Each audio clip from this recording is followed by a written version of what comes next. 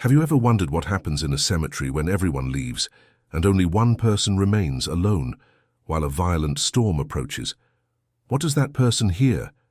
What does that person see? And most importantly, what does that person feel when they realize that something is wrong, deeply wrong, with one of the newly dug graves?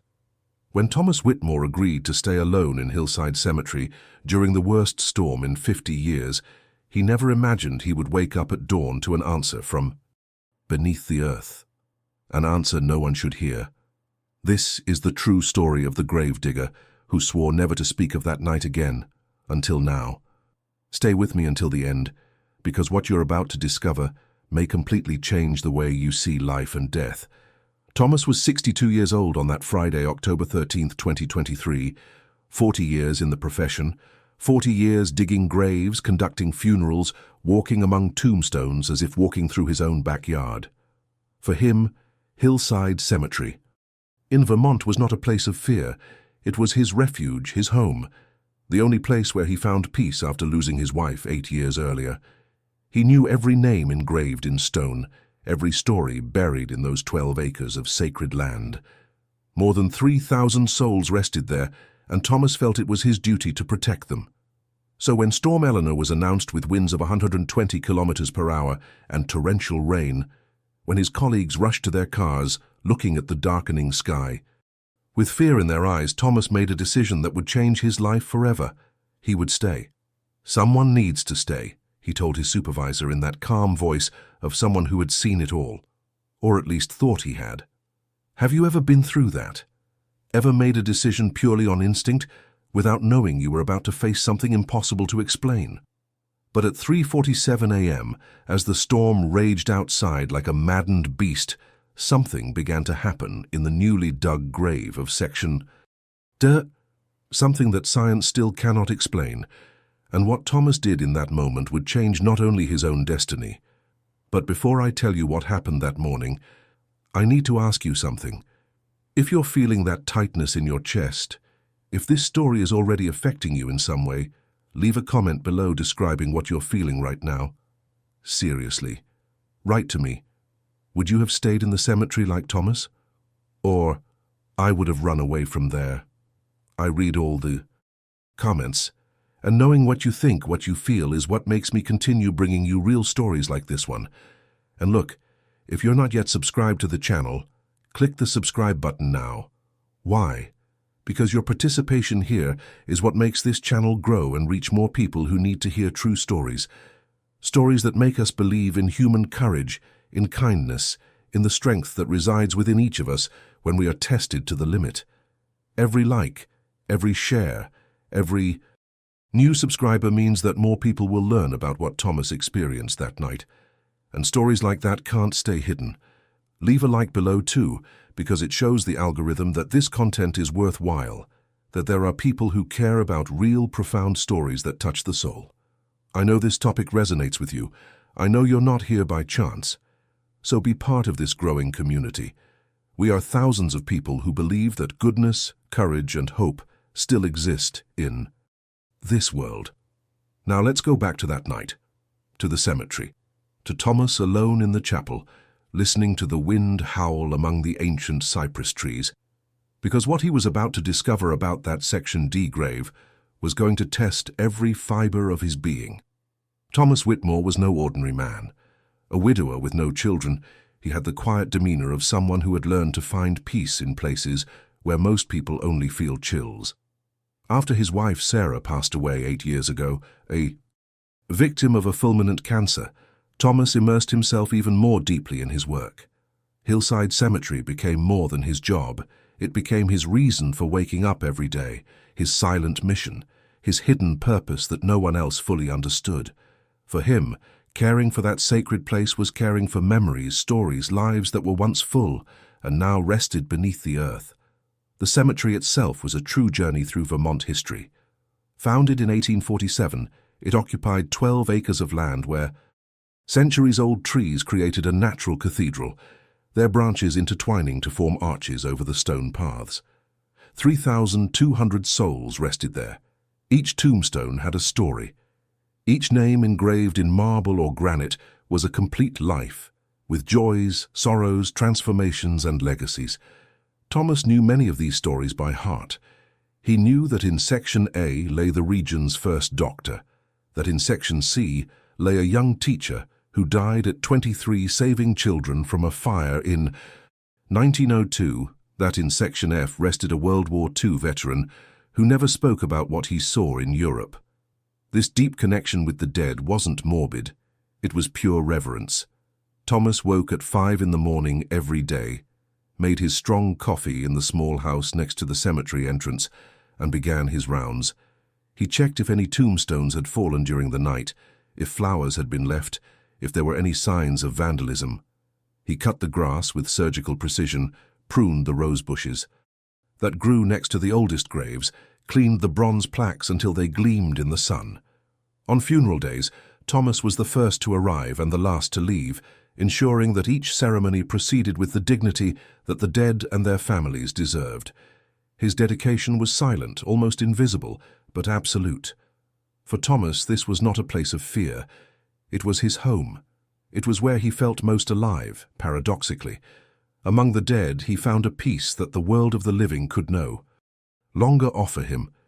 There were no demands, no falsehood, no hurry, only the wind whispering through the leaves, the birds singing at dawn, and the comforting silence of those who have completed their earthly journey. But on that Friday, October 13th, 2023, something was different in the air. Thomas felt it as soon as he put his feet out of bed. There was an inexplicable tension, a strange energy he couldn't name. The sky had been grey since early morning, but that wasn't all. The birds were too quiet. The wind blew erratically, as if I were undecided about which direction to take. And there was that premonition deep in his chest, that quiet voice we all have but rarely listen to, saying that something important was about to happen. Thomas tried to ignore it. He drank his coffee, put on his work boots, picked up his tools. But the discomfort wouldn't go away. And when the weather forecast began to predict Storm Eleanor as the worst in 50 years, when his colleagues started hurriedly packing their things to leave, Thomas made the decision that would change everything. He would stay, because someone needed to protect that place. Someone needed to be there to ensure that souls rested in peace, even with chaos approaching from the sky. Because what Thomas didn't yet know was that his decision to stay wasn't just about protecting the dead. It was about saving a life that everyone thought was lost. Tropical storm. Eleanor was no ordinary forecast. Meteorologists spoke with that grave tone that only appears when something truly serious is coming. Winds of up to 120 kilometers per hour, torrential rains that could accumulate more than 200 millimeters in a few hours, risks of flooding, falling trees, and landslides.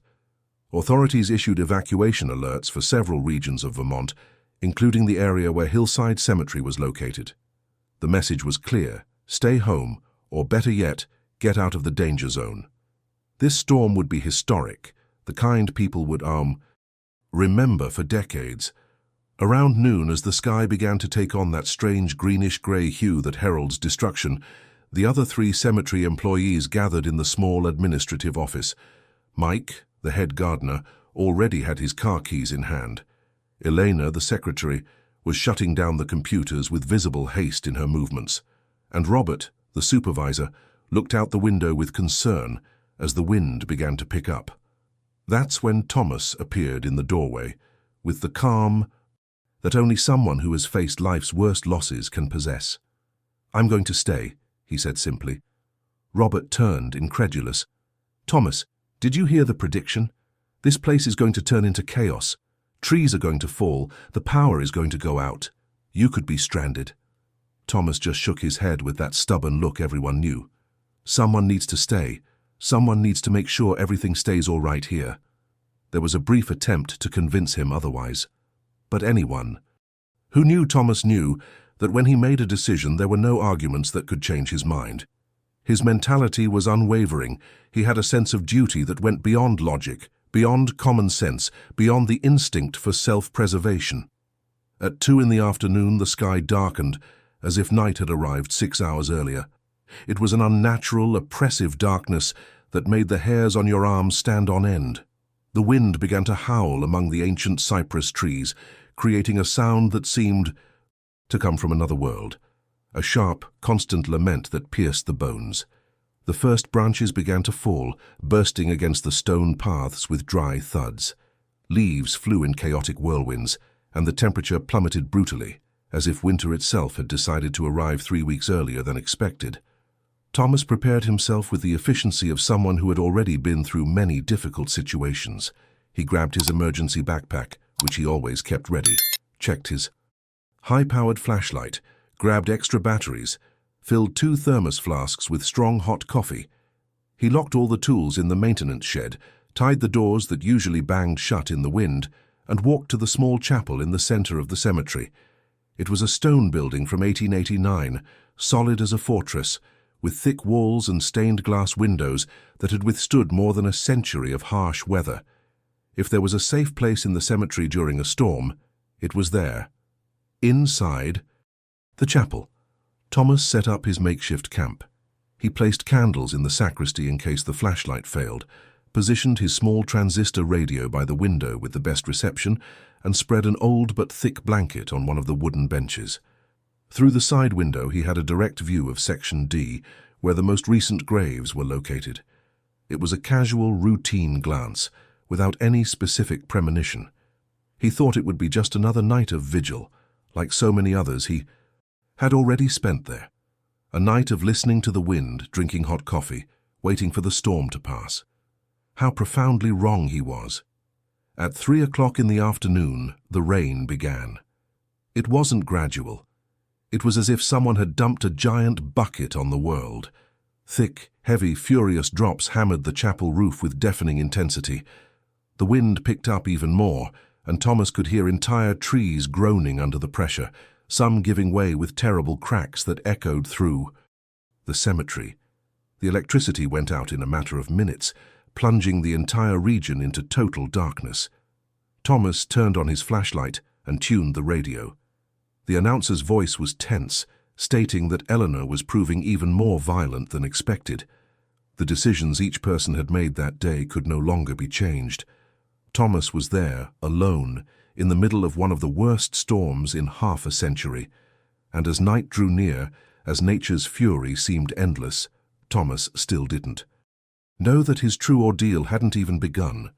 If you're feeling this tense atmosphere, if you're wondering what's going to happen, subscribe to the channel now, because you need to be here when the hidden truth of this night is finally revealed.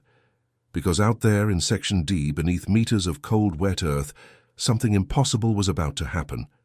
To understand what was about to happen that night, we need to go back 2 days. Wednesday, October 11th. Thomas had received a call from his supervisor early in the morning with an urgent request to prepare a grave in Section D for a burial that would take place that same afternoon. This wasn't entirely unusual, but it always generated a certain tension. Hasty burials usually meant sudden deaths, accidents, tragedies that caught families completely off guard. Thomas picked up his shovel and went to dig the designated spot, Plot 17, under the shade of an old oak tree. The name on the death certificate was Margaret Ann Sullivan, 34 years old.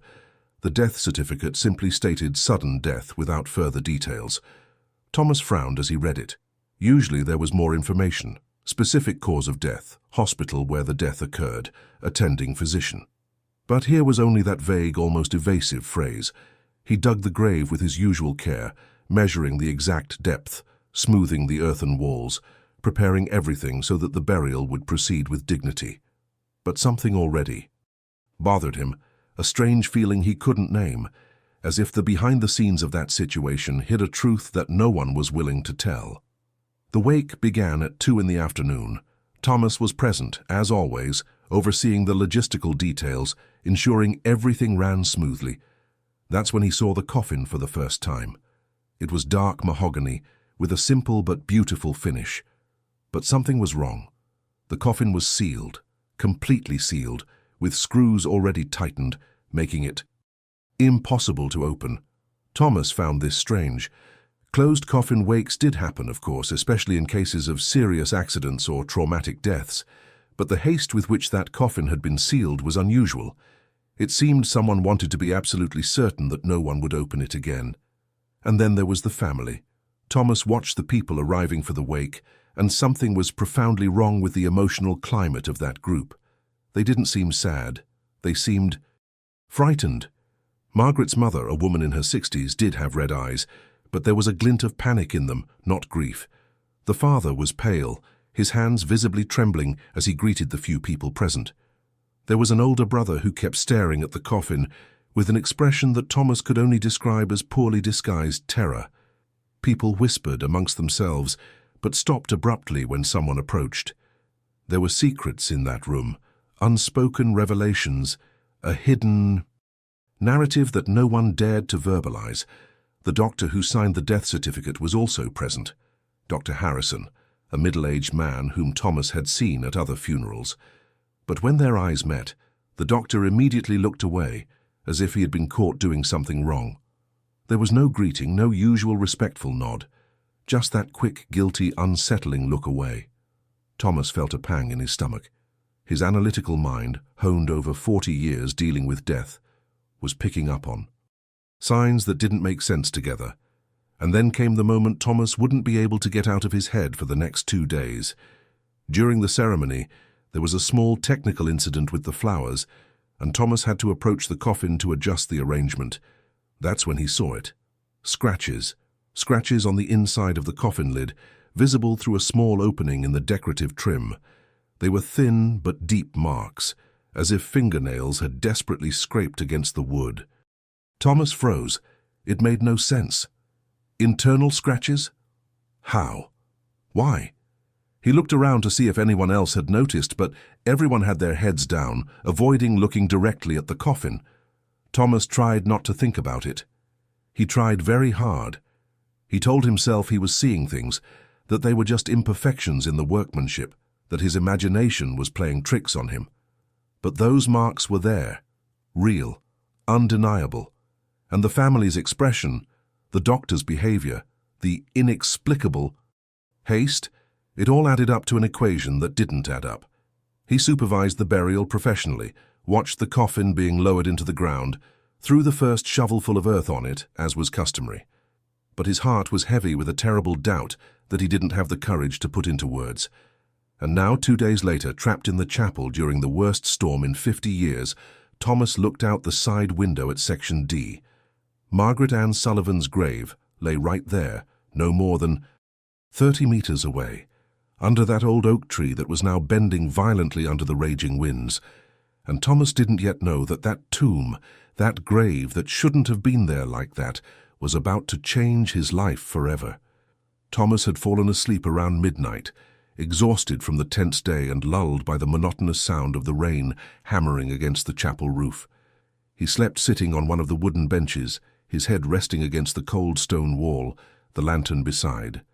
Him and the blanket pulled up to his chest. The storm raged on outside, but inside the chapel there was a strange sense of protection, as if those thick walls from 1889 were able to keep the whole world out. But Thomas's sleep was not peaceful. He dreamed of those scratches on the coffin lid. He dreamed of the terrified eyes of Margaret's family. He dreamed of the doctor averting his gaze. They were confused fragments, images that mingled with the sound of the storm, creating a diffuse but persistent nightmare. It was at 3:47 a.m. that everything changed. Thomas woke up suddenly, with that clear feeling that something had startled him from his sleep. It wasn't a gradual awakening. It was abrupt, like when your body knows there's danger, even before your mind processes the information. He lay there for a few seconds, still dizzy, trying to understand what had happened. The storm continued, but had lessened somewhat in intensity. The wind still howled, but not with the wild fury of hours before. The rain still fell, but more spaced out, and then Thomas heard it, a different noise, a sound that didn't belong to that chaotic symphony of nature. Tap, tap, tap. It was metallic, rhythmic, definitely coming from outside the chapel. It wasn't the sound of branches hitting metal. It wasn't a loose tile. It wasn't anything Thomas could immediately identify. It was a deliberate, repetitive, almost intentional sound. His heart began to race. He picked up the flashlight, with hands that were already trembling slightly, turned it on, and stood there for a moment that seemed to last an eternity. All his rational mind was fighting against something more primitive, more instinctive, that screamed inside him not to leave, to stay in the safety of the chapel, to ignore that sound. But Thomas Whitmore was not a man who ignored things. 40 years of profession had made him someone who faced reality head-on, however harsh it might be. He stood, adjusted his soaked coat over. His shoulders gripped the lantern tightly, and walked to the heavy oak door of the chapel. He took 3 deep breaths, feeling the cold air fill his lungs, and then turned the doorknob. The door opened with a creak, and the rain hit him instantly. It was no longer the furious deluge of hours ago, but it was still strong enough to soak him completely in seconds. The icy wind cut his skin like invisible blades. Thomas pointed the flashlight ahead and began to scan the cemetery with the beam of light. Fallen trees, branches everywhere, toppled tombstones, a true scene of devastation. But that wasn't what had made that noise. He moved the flashlight to the left, then to the right, his heart beating faster and faster. And then the beam of light found section D. It found Margaret Ann Sullivan's grave, and Thomas saw something that made his blood run cold. The earth was moving. It wasn't collapsing because of the rain. It wasn't being pushed by the wind. It was moving from the bottom up. Small mounds of mud formed and crumbled, as if something were trying to emerge from beneath that layer of wet earth. Thomas took a step back, then another, his mind refusing to accept what his eyes were seeing. This was impossible. Completely impossible. For 40 years he had buried more than 800 people. He had seen it all. Emotional funerals, devastating farewells, families torn apart by loss. But never, in 4 decades, had he felt what he felt at that moment. Absolute fear.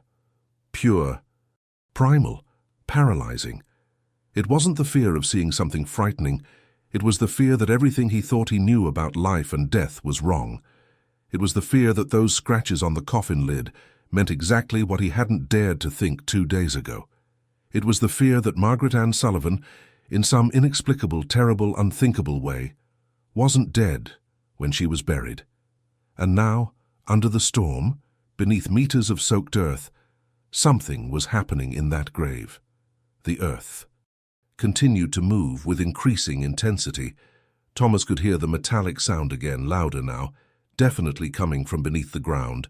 Tap, tap, tap, as if someone were banging on metal, trying to break something, trying to get out. The transformation that moment caused in Thomas was instantaneous. The calm and serene man of minutes before disappeared, replaced by someone in a state of pure shock. He stood there in the rain, the flashlight trembling in his hand, water streaming. Down his face, mingling with tears he hadn't even realized he was shedding. His brain was trying to process the impossible, trying to find a rational explanation. But the hidden truth of that situation was beginning to emerge, literally and figuratively. If you're still here, if your heart is racing like mine as I tell you this, subscribe to the channel now, because you need to see what Thomas did next. Because at that moment, Thomas Whitmore had to make the most important decision of his entire life. Thomas stood completely paralyzed in the middle of that freezing rain, his flashlight pointed at the grave that continued to move. Every fiber of his being, every survival instinct accumulated over 62 years of life, screamed the same thing. Run. Get the car. Get out of there, drive to town. Find help. Let others handle it. That was the voice of reason, of logic, of common sense. But there was another voice, lower but more insistent, whispering a terrible question. What if she's alive? What if Margaret Ann Sullivan was buried alive? What if all of this, the scratches on the lid, the frightened family, the doctor avoiding eye contact, the rushed burial, was a catastrophic medical error? The stories began to resurface. Stories Thomas had heard throughout his life, some told by older gravediggers when he was young, others read in books about the history of cemeteries. In the 19th century, before modern methods of confirming death, hundreds of people were mistakenly buried alive. Catalepsy, deep comas, rare conditions that simulated death with frightening perfection. There were documented accounts of coffins being exhumed years later and found with internal scratches, bodies turned over, with clear evidence that the person had woken up underground. This is why safety bells were invented in Victorian cemeteries, ropes that ran from the coffin to the surface, allowing someone mistakenly buried to ring a bell and call for help. But that was a thing of the past. Thomas tried to convince himself, modern medicine doesn't make those mistakes. There are protocols, checks, technology. Nobody gets buried alive in the 21st century. Nobody. And yet that earth kept moving. And yet that metallic sound continued. Tap, tap, tap, louder and louder, more and more desperate. And yet there were those scratches he had seen with his own eyes on the coffin lid. Thomas's rational mind struggled against the impossible reality unfolding before him. That's when he thought of Sarah, his wife who had died 8 years ago, the woman who had been his moral compass, his conscience, his strength when he lacked courage. What would Sarah do in this situation? The answer came immediately and clearly, as if she were right there beside him, whispering in his ear. She would help, without hesitation, without calculating risks, without thinking about the consequences. Sarah always said that human life was worth more than any fear, any inconvenience, any personal discomfort. If there's a chance, even a small one, to save someone, you have to try, Thomas, always. He could hear her voice so clearly that he looked to the side, half expecting to see her there, but there was only rain and darkness. The sound from the tomb grew even more intense. It was no longer just metallic. There was now something more urgent, more visceral. Thomas realized it was punching. Someone was pounding the coffin lid from the inside out with increasing force, with growing desperation. It was the sound of someone fighting for their life with the last of their strength, and at that moment, all of Thomas's hesitation evaporated. The transformation was instantaneous. The man, paralyzed by fear, became a man driven by absolute purpose. He dropped the flashlight on the ground, turned, and ran back to the maintenance shed. His feet slipped in the mud. Fallen branches tried to block him, but he didn't stop. He broke the padlock with a stone, entered the dark shed, and grabbed the strongest shovel he had. He also grabbed a pickaxe, a metal crowbar, and work gloves. He filled his pockets with rags he could use later. His mind was operating on autopilot now, processing the logistics of the situation with the efficiency of someone who had dug hundreds of graves. He knew exactly how many meters of earth were on top of that coffin. He knew how long it would take to dig, and he knew that every second counted. Thomas ran back to Section D under the storm that was regaining strength. The wind tried to knock him down, the rain burned his eyes. Lightning illuminated the sky, creating grotesque shadows among the tombstones. But he didn't stop. He reached Margaret's grave with his heart pounding so hard it felt like it would burst.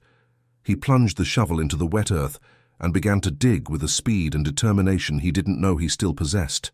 Each shovelful of earth he threw aside was a reaffirmed decision. Each movement was an act of absolute faith in humanity, in the possibility of redemption, in the chance that it wasn't too late. But even as he dug with all that determination, a terrible doubt lingered in the back of his mind.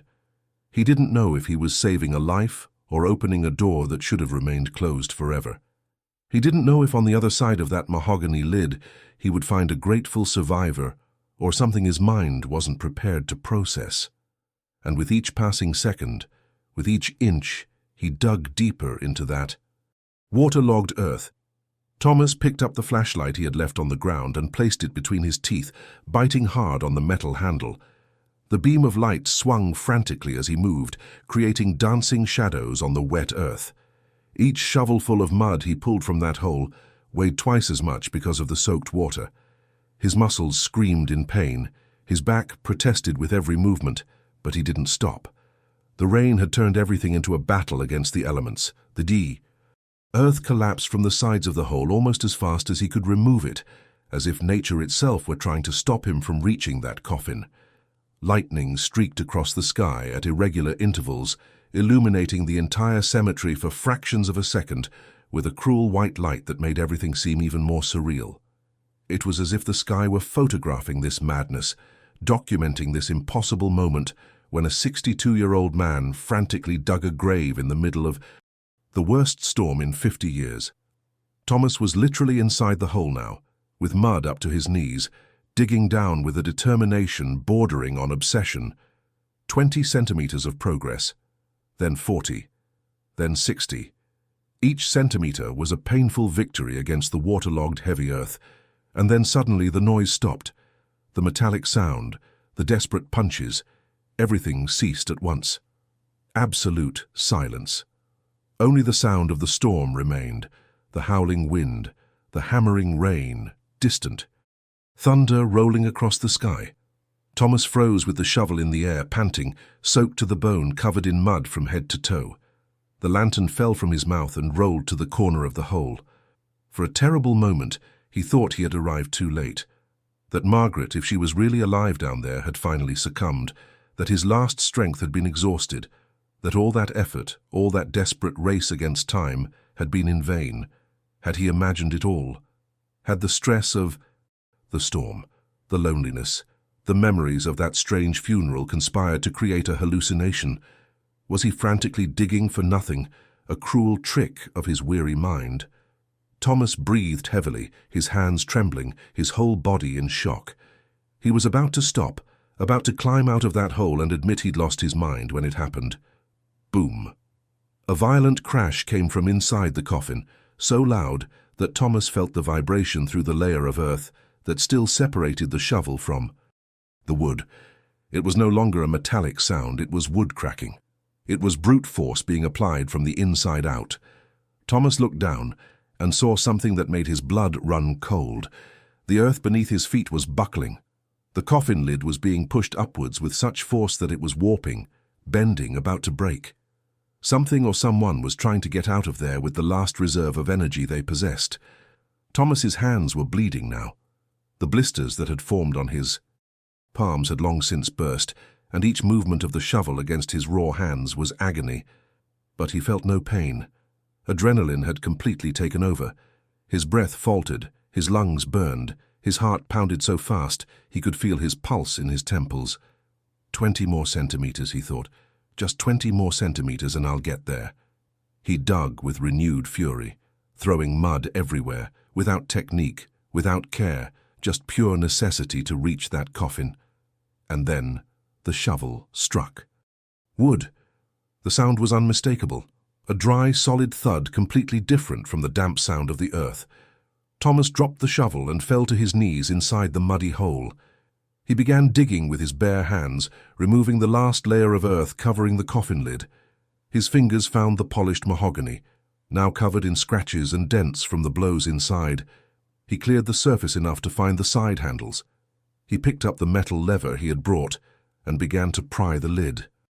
Open. The wood held. The screws had been tightened forcefully as he remembered, but Thomas applied all his body weight to the lever, levering, straining, praying. There was a snap, then another. The screws began to give way. The lid began to come loose. And when it finally opened with a sharp creak that cut through the night, when Thomas finally saw what was inside that coffin, he knew that moment would change not only his life, but potentially the lives of dozens, maybe hundreds of people. If you're holding your breath right now, if you need to know what Thomas saw, subscribe to the channel immediately, because the revelation that follows is something you'll never forget. Because when that lid opened completely under the torrential rain, the coffin lid swung open and the flashlight illuminated the interior. And there she was, Margaret Ann Sullivan, alive, conscious, utterly terrified. Her eyes were wide in a way Thomas had never seen in any human being, a look that held layers upon layers of accumulated horror. She was in a fetal position, trembling violently, her hands outstretched as if still trying to push the lid open. Her fingernails were broken, bleeding, with bits of wood and coffin lining beneath them. There was dried blood around her mouth where she had bitten her own lips. Her white funeral dress was torn at the shoulders from how hard she had struggled, and when her eyes met Thomas's, she let out a sound he would carry with him for the rest of his life. It wasn't a scream, it was something more primal, a groan of relief so profound it seemed to come from his very soul. Thomas didn't think. He simply acted. He jumped into the coffin, the only way to reach her at that depth, and lifted her in his arms with a strength he didn't know he still possessed. Margaret clung to him, like a child clings to its mother after a nightmare, her fingers digging into his shoulders with desperate force, as if she were afraid he would disappear, that this was just another cruel hallucination. She weighed almost nothing, having lost weight in the 2 days buried, dehydrated, in deep shock. Thomas lifted her from the coffin and brought her to the surface, stumbling in the mud, almost falling, but holding firm, because now he had someone who depended completely on him. Margaret began coughing violently as soon as the fresh air filled her lungs. They were deep, painful coughs, expelling the dampness that had accumulated in her chest during those days of absolute terror. Between coughs she cried uncontrollable sobs that shook her frail body. Thomas carried her through the storm-ravaged cemetery, protecting her head against his chest as he walked as fast as he could toward the chapel. Fallen branches tried to block his path, but he kicked them aside. The rain continued to fall, but now it seemed almost welcome, washing away the mud, cleansing away the horror, as if nature itself were trying to purify that impossible moment. Inside the chapel, Thomas gently placed Margaret on the bench where he himself had slept hours before. He gathered all the blankets he had, wrapped her completely in them, and rubbed her arms, trying to bring warmth back to her cold body. She was trembling so violently that her teeth chattered audibly. Thomas rushed to where he had kept his provisions, grabbed one of the thermos flasks with still warm coffee, and placed it to her lips. "Drink slowly," he whispered, his voice breaking for the first time. "You're safe now. You're safe."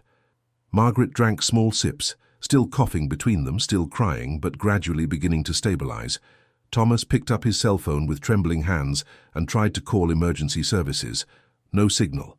He tried again. Nothing. The storm had knocked out the cell towers in the area. He tried the chapel's landline. Deadline. They were completely isolated. But that didn't matter now. Margaret was alive. She was breathing. She was there with him. The rest could wait. Thomas sat beside her, held her hand, that hand that had desperately scratched the mahogany lid for 2 whole days, and simply stayed there, being the anchor she needed to not get completely lost. That's when Margaret began to speak. Her voice was a hoarse whisper, broken from screaming, but the words came out like a confession that needed to be released. "I heard everything," she said between tears that wouldn't stop falling. "The sermon, the people crying. I thought it was a dream.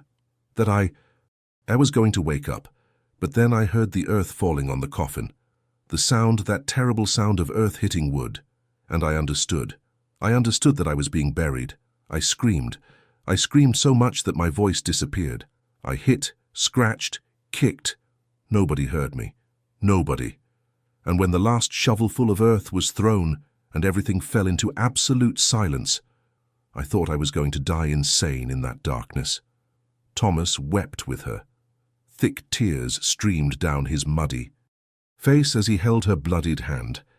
He wept for her pain, for the unimaginable terror she had endured, but he also wept with relief because he had arrived in time, because he had listened, because he had had the courage to dig. That night, he had not only saved a life, he had prevented the worst nightmare a human being can experience, dying consciously, buried alive, knowing it was happening, but completely powerless to stop it. Because when the sun rose and the world discovered what had happened, that night everything would change. Thomas stayed with Margaret in the chapel until dawn, when the storm finally began to subside. As soon as he got a cell phone signal, he called emergency services, and within 40 minutes, an ambulance arrived at the cemetery. The paramedics were in utter shock when he explained what had happened. Margaret was rushed to the regional hospital, where she spent 5 days being treated for severe dehydration, acute psychological trauma, and hand injuries. But she was alive. Against all odds, against all logic, she had survived. In the following days, the investigation began, and what came to light was a truth that no one wanted to hear, but that needed to be said. Margaret suffered from a very rare condition called Lazarus syndrome. a cataleptic state so deep that all vital signs become virtually undetectable. Breathing almost imperceptible, heartbeats so weak that they only appear on extremely sensitive equipment, body temperature drastically reduced. It was such a rare condition that many doctors spend their entire careers without seeing a single case. Dr. Harrison, the doctor who had signed the death certificate, simply hadn't performed the proper tests. He had presumed death based on superficial signs. He had failed catastrophically. But the failure wasn't solely his.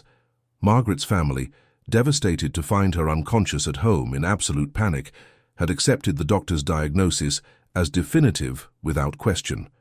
In a state of denial and despair, they rushed the funeral, wanting to get it over with quickly, because the pain was too unbearable to process. The funeral system also failed by not questioning the unusual speed of the burial. The hospital failed by not having more rigorous protocols. It was a cascade of human errors, each building upon the previous one, culminating in the unthinkable, a 34-year-old woman being buried alive. Margaret sued the hospital and Dr. Harrison. The case gained national attention. Newspapers, television programs, documentaries. Everyone wanted to tell the story of the woman who came back from the dead. But Margaret didn't want fame. She wanted justice. She wanted accountability. She wanted to ensure that this never happened to anyone else again. She won the lawsuit, received a significant settlement, but publicly stated that no amount of money could erase those 2 days of absolute terror. She eventually moved to another city, Oregon, where she began a new life, far from the painful memories. But she never forgot Thomas. Every October, religiously, she returned to Vermont and visited the man who had saved her life. Thomas was never the same after that night, literally. His hair, which was brown with a few grey strands, turned completely white overnight, a rare but documented phenomenon in cases of extreme trauma. He lost 15 kilos in the following weeks, tormented by nightmares about what would have happened if he had ignored that sound, if he had run away, if he had decided it was just his imagination. But the transformation wasn't just physical. It was profound, existential, complete. Thomas found a purpose that went far beyond tending to graves. He created a safety protocol at Hillside Cemetery, double checks before burials, mandatory waiting periods, emergency ventilation systems in coffins. He worked with local authorities to implement stricter laws regarding confirmation of death. He began giving lectures at medical and funeral conferences about premature burials, sharing Margaret's story with her permission, ensuring that professionals across the country knew that it was still possible, still real, still needed to be prevented. His lectures saved lives. On 3 documented occasions in the following years, doctors who had attended Thomas's presentations recognized signs of catalepsy in patients and performed further tests, discovering that the person was alive when they could easily have been declared dead. These 3 people owe their lives indirectly to Thomas, the gravedigger who had the courage to dig in a storm, guided only by an impossible sound and an unwavering faith in the sanctity of human life. That storm didn't destroy Thomas. It transformed him into a silent hero, a guardian not only of the dead but also of the nearly dead, the misdiagnosed, those forgotten by the system.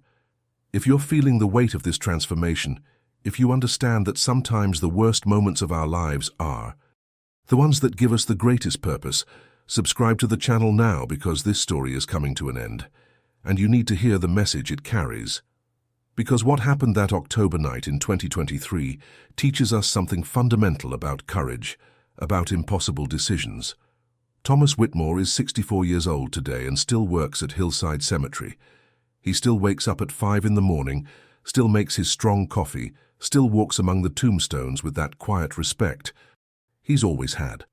But some things have changed irreversibly. Now, whenever a storm approaches, he's not alone. The cemetery has implemented a policy that at least 2 people must be present during extreme weather conditions, and Thomas never, ever ignores a strange sound. No matter how improbable it seems, no matter if everyone around says it's just the wind or his imagination, he always investigates, always checks. He always trusts that instinct that saved Margaret Ann Sullivan. Margaret is alive. She is now 36 years old, married to a literature professor she met in Oregon, and the mother of a beautiful 6-month-old baby. When she gave birth to that boy, and the doctors asked what name she had chosen, she didn't hesitate for a second. "Thomas," she said, with tears in her eyes. "His name is Thomas." She called the original Thomas that same day from the hospital, with the baby crying in the background, and said, "You gave me a second chance at life. Now I want that every time I call my son. I remember that kindness exists, that courage exists, that there are still people willing to do the impossible for a stranger." Thomas cried on the phone. He cried in a way he hadn't cried since the night of the storm. This story reminds us of something fundamental that we often forget in the rush of modern life. Sometimes, courage isn't about not being afraid.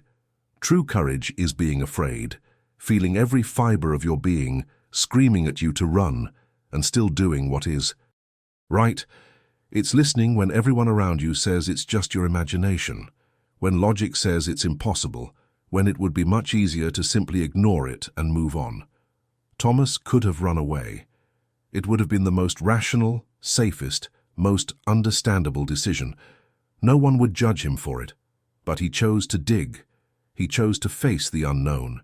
He chose to believe that a human life was worth more than his comfort, his safety, his peace of mind. How many times in our lives have we heard that quiet voice telling us to do something that seems crazy? How many times have we ignored our instincts because they seem too irrational? How many times have we chosen the easiest path when the right path was right there, requiring only courage?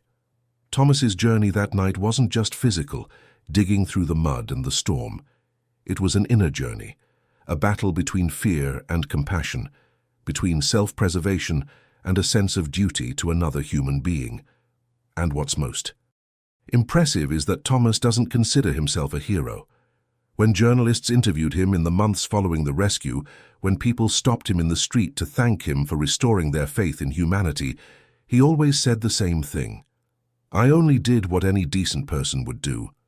But we know that's not true. We know that most people wouldn't have dug that grave.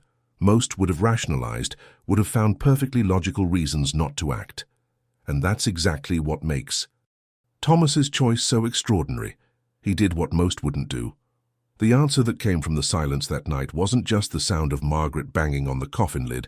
It was a deeper answer about who Thomas really was, about what kind of human being he had become over 40 years walking among the dead.